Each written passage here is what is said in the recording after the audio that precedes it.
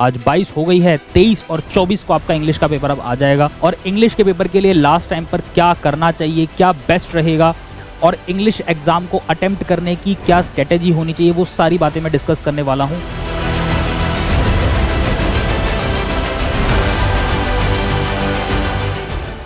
तो दो बातें तो मैंने बोर्ड पर लिखी हुई हैं, इसके अलावा कुछ बातें और मैं इसके अलावा बताऊंगा। मेक श्योर उनको आप नोट डाउन कर लो और वो चीजें आपको फॉलो करनी है एग्जामिनेशन में, ठीक है। और इस बात का ध्यान रखना बेटा, एग्जामिनेशन हॉल से जब बाहर निकलो तो एकदम सेटिस्फाइड, एकदम संतुष्टि के साथ निकलना कि हमने पेपर पूरा अटेम्प्ट किया है।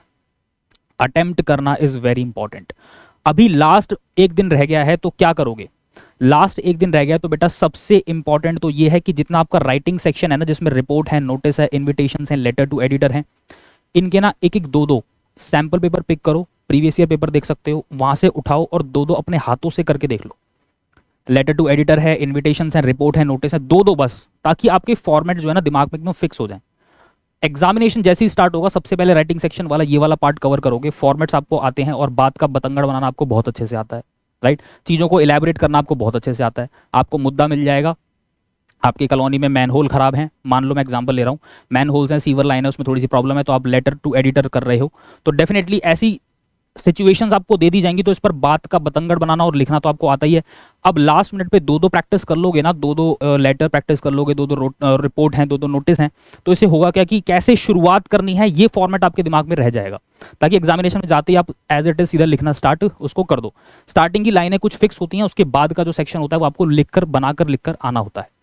इंग्लिश के पेपर में बेटा सिर्फ इतना है कि बात का बतंगड़ बनाना आना चाहिए आपको। स्टोरी की बात करूं, पोएम्स की बात करूं, पोइट क्या बोल रहा है पोएम्स में, स्टोरीज में करेक्टर्स का क्या रोल प्ले है, किसने क्या किया, क्या क्या उसका काम था, बेसिकली मतलब किसी भी करेक्टर में, पोएम में या स्टोरी में किस करेक्टर का क्या भूमिका थी, ये आपको पता है ना, तो आप एज इट इज क्वेश्चन को पढ़ो और अगर आपको इसके आसपास भी कुछ आता है तो लिख कर जरूर आओ।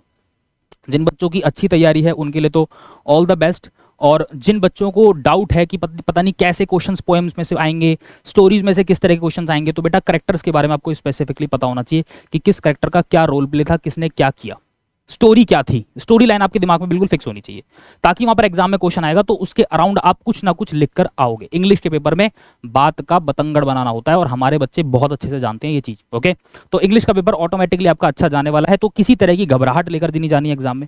और एक और बात मैं बता रहा हूं बेटा, जो मैंने मैंडेटरी लिखा हुआ है, कोई क्वेश्चन छोड़ना मत। अगर आपने कोई क्वेश्चन छोड़ा, पोएम का क्वेश्चन आया, स्टोरीज में से कोई क्वेश्चन आया, आपका लिटरेचर वाला पार्ट आया, वहां पर आपने कोई क्वेश्चन छोड़ दिया, तो ध्यान रखना बेटा कि आपने मार्क्स काटने की चाबी दे दी, क्योंकि एग्जामिनर अगर आपके मार्क्स कम आ रहे होते हैं तो ढूंढता है कि एग्जैक्टली कौन सा ऐसा पॉइंट है जहां पर मैं बच्चों को एक दो नंबर एक्स्ट्रा दे सकता हूं। ऐसा होता है, बट अगर आपने कुछ लिखा ही नहीं तो फिर वहां पर आपने क्या किया, वहां पर आपने सीधा सीधा उसको चांस दे दिया कि वो मार्क्स अब नहीं दे पाएगा, राइट। तो होता क्या है, आपके जो राइटिंग सेक्शन आएगा उसमें आपको लिखकर आना है ऑब्वियसली। सीन अनसीन पैसेजेस आएंगे, पढ़ो ध्यान से, नहीं समझ में आ रहा है कि इसका आंसर क्या होगा, तो इतना करो कि क्वेश्चन को पढ़ा, उसके वर्ड्स मैच करना स्टार्ट कर दो पैसेजेस में से, जहां पर वो लाइनें आपको मिल जाए ना, as it is to the point उन लाइन को उठाओ और क्वेश्चन के साथ लिंक कर दो। इतना भी करके आओगे तो भी मार्क्स मिल जाएंगे, बट कोशिश करनी है कि चीजें सही हो, छोड़ना फिर भी नहीं है, ठीक है। अगर नहीं आ रहा समझ में तो भी बेटा छोड़ना नहीं है, ठीक है। क्वेश्चन को पैसेजेस में से लिंक कर देना। सीन अनसीन पैसेजेस आएंगे तो वो तो सीन वाले तो आपकी बुक्स की स्टोरी में से हो सकते हैं, पोएम्स में से कुछ आते हैं, 3-4 लाइनें दे देते हैं कि पोएम्स का कुछ एक सेक्शन उठा लेते हैं, उसमें से क्वेश्चन दे देते हैं। तो अगर स्पेसिफिकली इस तरह की चीजें आ रही हैं तो बेटा ध्यान रहे, करेक्टर्स का पता होना चाहिए, पोइट क्या बोल रहा है उसके अंदर, वो पोएम में क्या बता रहा है उसका पता होना चाहिए। इसके अलावा फिर भी दिक्कत है तो वर्ड टू वर्ड चीजों को मैच करो, एज इट इज उस लाइन को पिक करो और अपने क्वेश्चन के साथ लिंक करके उसको प्रॉपर तरीके से लिख कर आओ।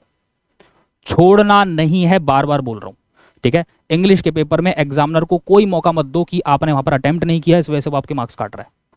इंग्लिश का पेपर बहुत आसान होता है, बहुत इजी होता है, बशर्ते आप चीजों को लिख कर आओ, प्रेजेंटेबल तरीके से लिख कर आओ।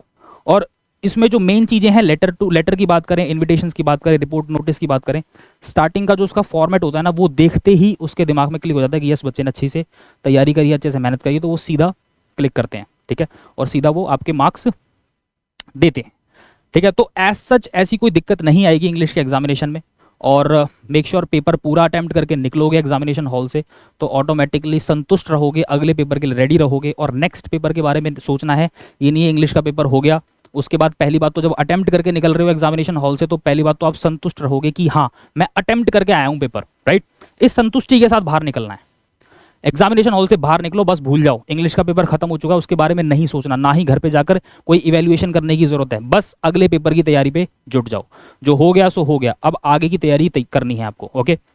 इससे रिलेटेड वीडियो और मैं एग्जामिनेशन के लिए लाता रहूंगा, ठीक है, कि लास्ट मिनट में आप क्या कर सकते हो।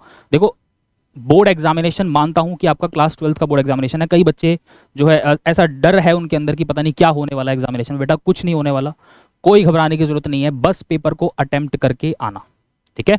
अटेम्प्ट करके आओगे तो बहुत अच्छे मार्क्स आने के चांसेस हैं, बट अगर अटेम्प्ट नहीं करके आओगे तब प्रॉब्लम है, ठीक है। नेक्स्ट पेपर के बारे में सोचना है, जब पेपर हो चुका है तो उसके अगले पेपर की तैयारी के बारे में सोचो। And do like the video, subscribe the channel, share with your maximum friends. Thank you so much to all of you students. Jai Shri Shyam.